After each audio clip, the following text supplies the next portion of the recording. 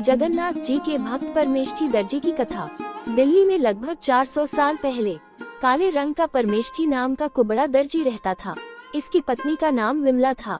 वह भी संस्कारी और ईश्वर को मानने वाली थी। परमेष्ठी की वासुदेव भगवान में अपार आस्था थी। वह सोते जागते भगवत नाम स्मरण करता रहता। परमेष्ठी अपने काम में बहुत निपुण था। वह अपना काम बहुत सफाई से करता था, इसलिए नवाब और बड़े बड़े अमीर राजघराने उससे कपड़े सिलवाते थे।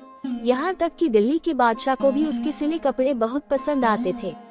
एक बार बादशाह ने सिंहासन के नीचे पैर रखने के लिए 2 बढ़िया गलीचे बिछाए, लेकिन बादशाह के मन को वे गलीचे नहीं जंचे, इसलिए उसने 2 तकिए बनवाने का निश्चय किया। बादशाह ने कीमती मखमल के कपड़े पर हीरे मोती सोने की तारों से जड़वाए।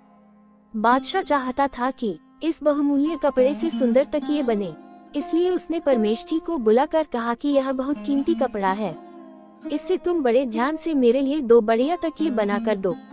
परमेष्ठी कपड़ा लेकर घर आ गया और कपड़े से तकिए के लिए 2 खोल तैयार किए। परमेष्ठी ने उसके अंदर सुगंधित रुई भरी। तकियों को देखकर परमेष्ठी के मन में यह भाव जाग गए कि इतनी सुंदर तकिए का अधिकारी बादशाह नहीं, बल्कि इसके अधिकारी तो भगवान जगन्नाथ होने चाहिए। धीरे धीरे उसके दिमाग में यह विचार दृढ़ होने लगा कि इतनी सुंदर कारीगरी किस काम की अगर वह भगवान की सेवा में ना लगे। लेकिन ये तकिए तो बादशाह के हैं। उसके मन के असमंजस ने ऐसा रूप लिया कि परमेष्ठी को ध्यान ही नहीं रहा कि वह कहाँ है और क्या कर रहा है। उधर जगन्नाथ रथ यात्रा महोत्सव शुरू हो रही थी। परमेष्ठी ने एक बार जगन्नाथ जी की रथ यात्रा का महोत्सव देखा था। परमेष्ठी आज भी भावावेश में जैसे रथ यात्रा महोत्सव का प्रत्यक्ष दर्शन करने लगा।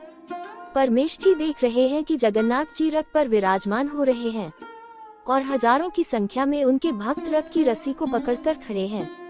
चारों ओर जगन्नाथ जी के जयकारे गूंज रहे हैं। जगन्नाथ जी के भक्त कीर्तन कर रहे हैं और भावावेश में नृत्य कर रहे हैं। जगन्नाथ जी के सेवक जगन्नाथ जी को एक वस्त्र से दूसरे वस्त्र पर पधरा रहे हैं। परमेष्ठी भावावेश में देखता है कि जगन्नाथ जी के नीचे बिछाया गया वस्त्र फट गया है। उसी समय एक पुजारी दूसरा वस्त्र लेने मंदिर की ओर दौड़े, लेकिन परमेष्ठी ने शीघ्रता से 2 तकियों में से एक तकिया जगन्नाथ जी को अर्पण कर दिया। जगन्नाथ जी ने परमेष्ठी का तकिया स्वीकार कर लिया।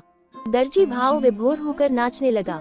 परमेष्ठी स्वप्न नहीं देख रहे थे, बल्कि सचमुच पुजारी ने देखा कि जगन्नाथ जी के नीचे का वस्त्र फट गया था और किसी भक्त ने जगन्नाथ जी को रतन जड़ित तकिया भेंट कर दिया। जैसे ही परमेष्ठी दर्जी को चेतना आई, उन्हें दिव्य अनुभूति हो रही थी कि जगन्नाथ जी ने उसका तकिया स्वीकार कर लिया। लेकिन उसी क्षण ध्यान आया कि यह तकिए तो बादशाह के थे, लेकिन जगन्नाथ जी को अर्पण किए तकिए की उसे इतनी खुशी थी कि मृत्यु का भय भी उसे अब नहीं सता रहा था। उसी समय बादशाह के सैनिकों ने उसे दोनों तकिए लेकर आने को बोला। परमेष्ठी एक ही तकिया लेकर बादशाह के पास पहुंच गए। उसके सिले हुए तकिए को देखकर बादशाह बहुत खुश हुआ और उसने दूसरे तकिए के बारे में पूछा कि दूसरा तकिया कहाँ है। परमेष्ठी ने बिना किसी भय के बोल दिया कि वह जगन्नाथ जी ने स्वीकार कर लिया। बादशाह को पहले लगा कि परमेष्ठी परिहास कर रहा है, क्योंकि जगन्नाथ जी तो यहाँ से बहुत दूर है। इतनी जल्दी ये तकिया वहाँ कैसे स्वीकार हो सकता है। परंतु जब उसने बार बार एक ही जवाब दिया तो बादशाह ने क्रोधित होकर उसे जेल में डाल दिया। जेल में भी वह जगन्नाथ जी का ही स्मरण कर रहा था। रात्रि को जगन्नाथ जी ने उसे दर्शन दिए और उसकी हथकड़ी टूट गई। कारागार की कोठरी का द्वार खुल गया। परमेष्ठी को शंख चक्र गदाधारी भगवान ने दर्शन दिए। भगवान के दर्शन कर वह उनके चरणों में पड़ गया। भगवान परमेष्ठी से कहने लगे कि इस संसार में कोई भी इतना बलवान नहीं है कि कोई मेरे भक्तों को कष्ट दे सके।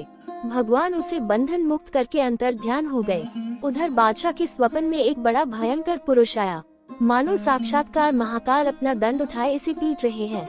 वह कहने लगे कि तुमने परमेष्ठी को क्यों कैद किया।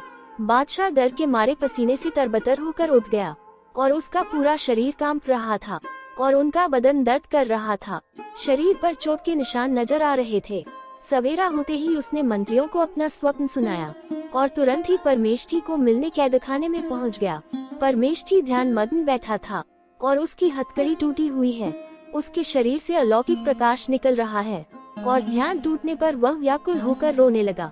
बादशाह ने परमेष्ठी दर्जी से हाथ जोड़कर क्षमा मांगी और उसे सुसज्जित हाथी पर बिठाकर गाजे बाजे के साथ शहर में ले आया। चारों ओर दर्जी की जय जयकार होने लगी। परमेष्ठी को ये प्रसिद्धि बिल्कुल नहीं भा रही थी। वह दिल्ली छोड़कर कहीं दूर चले गए और पूरा जीवन भगवान के पूजन में व्यतीत कर दिया। दोस्तों, आपको हमारी यह कहानी कैसी लगी प्लीज कमेंट करके बताएं। और आगे ऐसी ही धार्मिक और ज्ञानवर्धक कहानी सुनने के लिए हमारे चैनल को सब्सक्राइब करें और बेल नोटिफिकेशन को ऑल पर सेट करें। जय श्री कृष्णा, जय श्री राधे।